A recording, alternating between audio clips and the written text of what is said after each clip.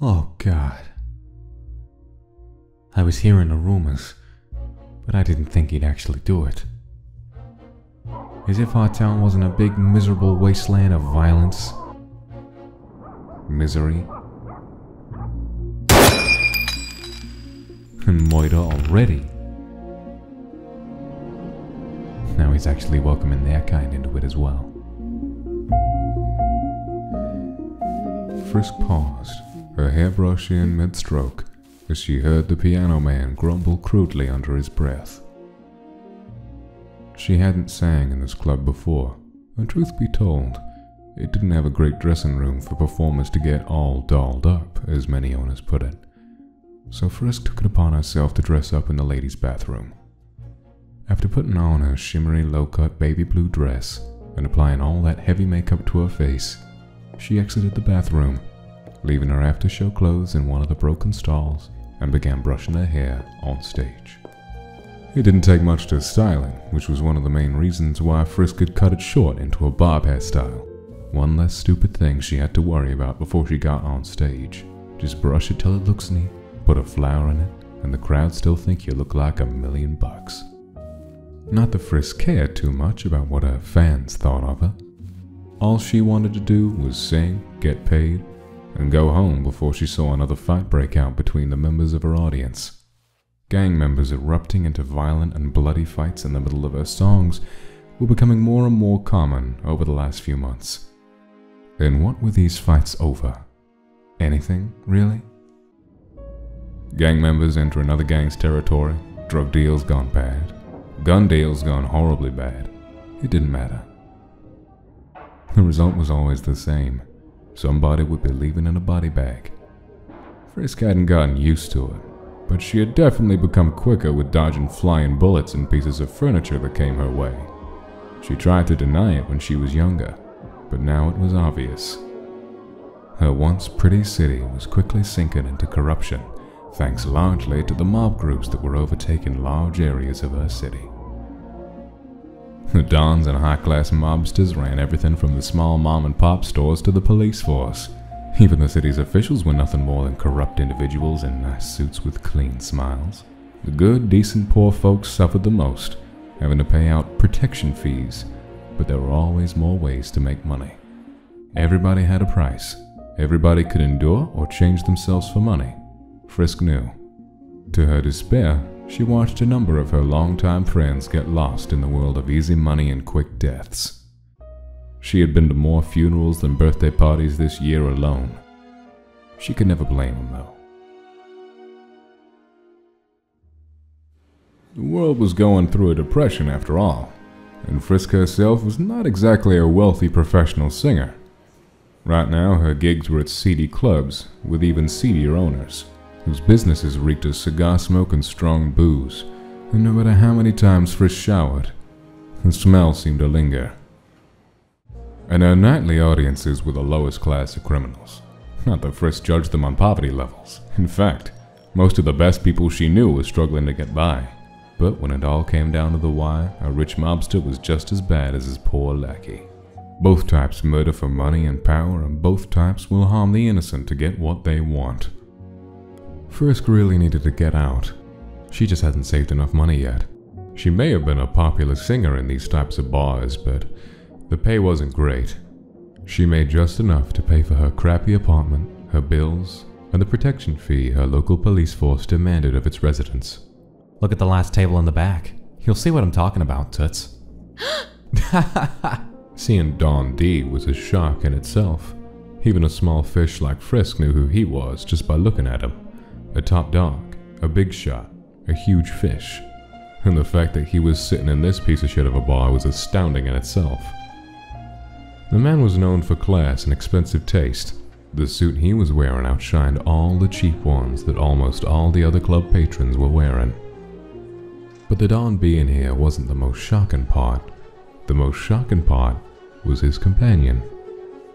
The gentleman sitting beside the Don was not from the city, to say the least, and if he had entered the club by himself, he would have been killed instantly. But sitting with the Don made him untouchable. In fact, most patrons were going out of their way not to stare at him, Say, is he? Yep, the Don himself is inviting monsters in the operation now. Can you believe that, Toots? Disgusting monsters. He's making a mistake is what he's doing. Gonna lose all that respect. Monsters.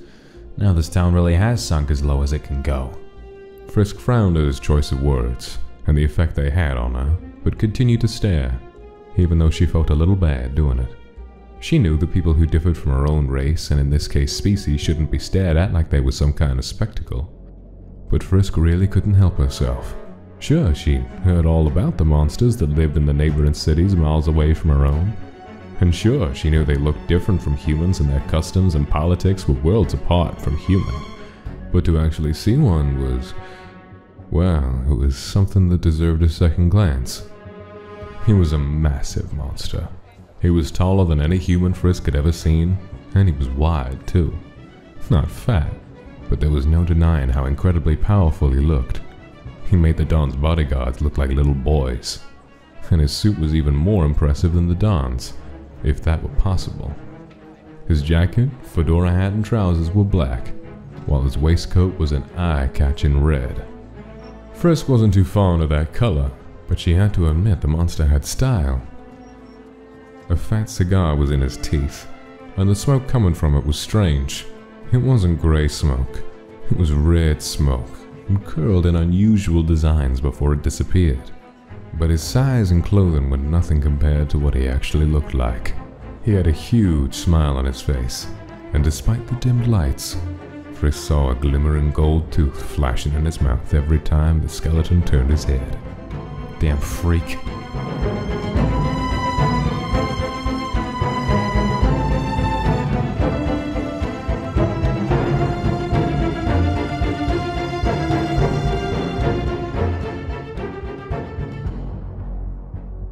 That look.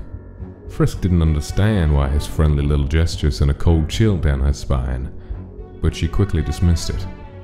It doesn't matter. I'm not gonna talk to him if I can help it. So, that's that.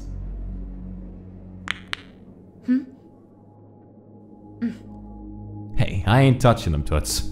No law against looking. She needed to get out of this city. Go somewhere nicer, where smoke from cigarettes and guns didn't greet her every second of every day. Where people actually cared if another person was killed. Maybe when she had enough saved up, she could move to the country. Maybe live in a pretty cottage and start a garden. She couldn't remember the last time she saw a flower growing outside. She smiled faintly. Her mother always talked about starting a garden when Frisk was really little and... But going back to our conversation, the Don really is making a mistake. As soon as we let one monster in, more are gonna come. Just you wait. I mean, look at what happened when we started letting the darkies in. Why don't you keep those disgusting thoughts to yourself and get ready for the show? Since the Dawn is here, we can't afford you screwing things up. Word round the grapevine is that you aren't the cream of the crop when it comes to playing that thing. It was a lie, of course. Frisk knew nothing about this man.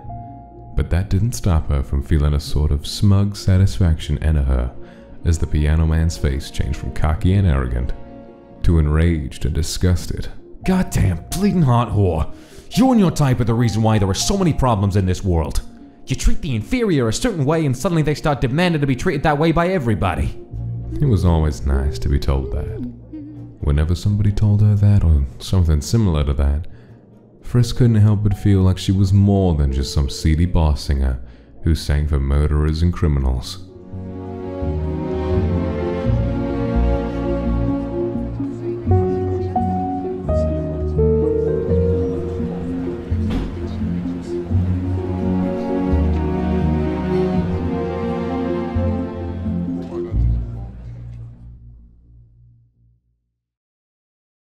Showtime.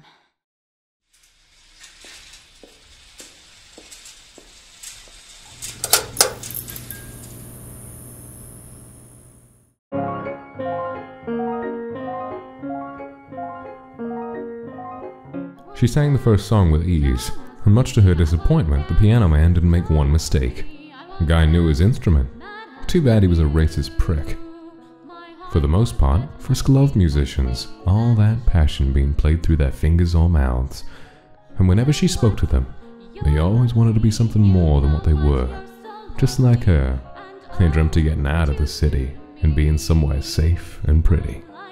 At one point, when Frisk was younger and still wanted to make singing her life's career, she would dream of marrying a gentle musician. The two of them would become famous and sing at only the best clubs, and have children who loved music and would sing and play too. Frisk never would have thought in a million years that she would grow to hate the talent she once cherished. The spotlight was always too bright. The places always reeked of blood and booze, and the applause was laced with lewd comments about her body. She was too weak for this city. She knew. But thankfully none of these cruel people knew it. Her dad told her that if you show any weakness to people like mobsters and criminals, they would eat you alive. And she had no doubt that he had been correct. If I hold you in my arms, I won't die.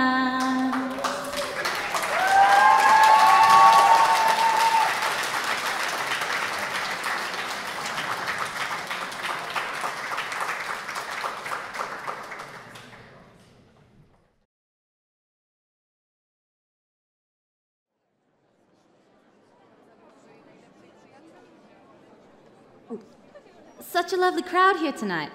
I would like to take this opportunity to personally thank Mr. D for honoring me with his presence and tolerating my cat screeching I like to call singing.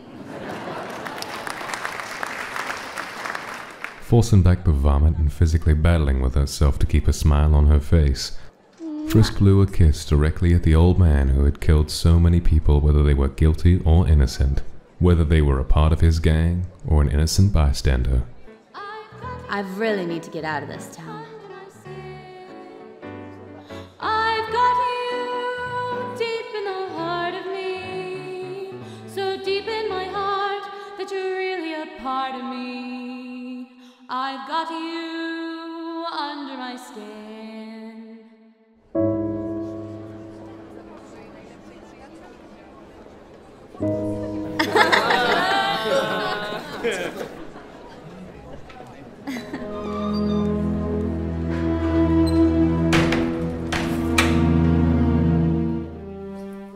Still some good guys out there.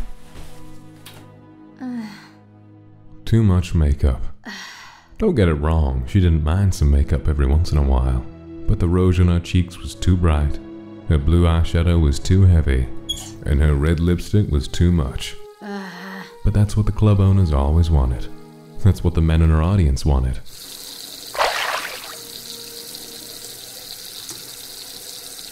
I need to get out of here.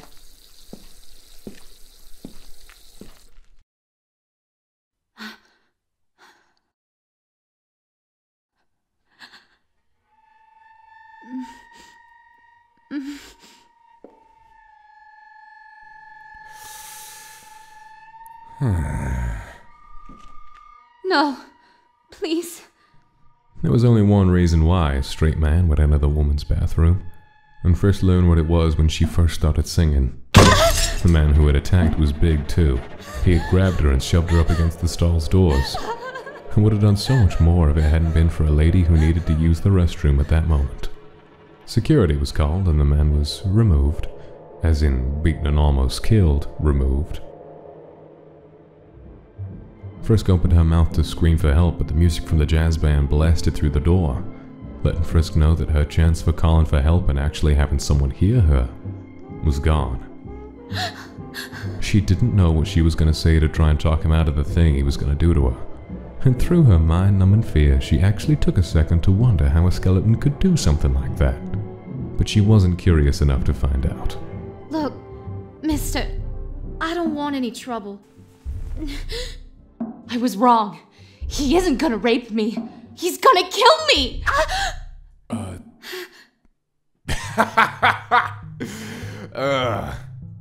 Don't like smokers, dollface? I understand. It's a nasty habit. Sorry about entering the no man's land that is the ladies' room, but I just wanted to help us solve our little problem we were having back there. They didn't have a problem. Frisk never did anything to him, so there couldn't be a problem. You see, dollface, I noticed you staring at me. So that's why he was doing this. He must have been insulted that she had been staring at him. Of course he was mad and wanted to confront her about her rude behavior, even if his way of confronting her was downright terrifying. At least he wasn't being violent.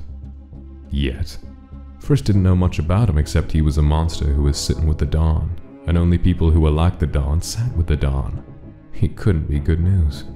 However, she also knew she couldn't afford to insult him again, so she took a deep breath and offered her best smile.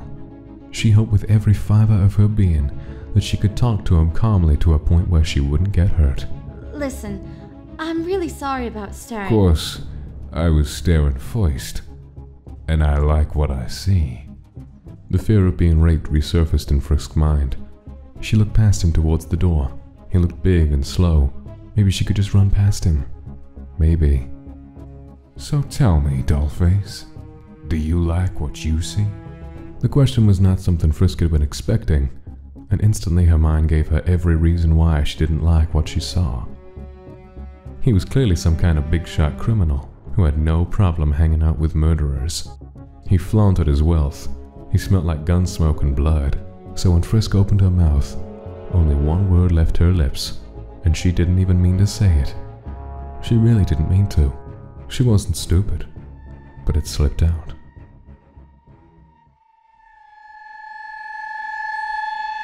No.